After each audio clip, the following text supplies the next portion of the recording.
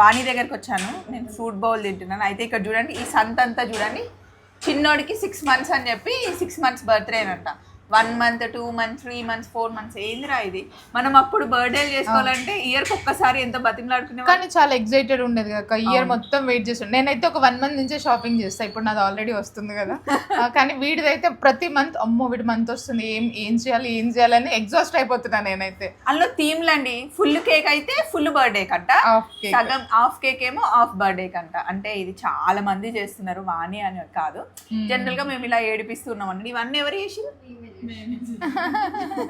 అంటే ఇప్పుడు వాడు వాళ్ళ ఫ్రెండ్స్ ఏజ్ వచ్చేలోపు మా మమ్మీ అది చేసింది ఇది చేసింది అంటే వీడికి ఏం చేయకపోతే వీడు తిడతాడు కదా మరి. అవును, అంటే మనం కోసం మనం కాకపోయినా పక్క వాళ్ళ కోసమైనా చేయాల్సి వస్తుంది. అంటే ఒకరు ఇద్దరు కాబట్టి చేస్తారు. ఇప్పుడు మాలాగా 5 ఉంటే చేయలేరుగా. జస్ట్ ఫర్ ఫన్ అండి, ఊరికే మాట్లాడుకుంటున్నాం. ఇంతకీ మీరు ఏం చేస్తారు? ఫస్ట్ బేబీకి అన్ని చేస్తాం, సెకండ్ బేబీకి వచ్చేసరికి కొంచెం తగ్గిస్తాం. అవును, ఫస్ట్ వాడికి ఇన్ని ఫోటోలు ఉంటాయి, సెకండ్ వాడికి ఇన్ని ఉంటాయి. రెండింటిని కలిపి చూపిస్తాం, చూసుకోండి. బాయ్.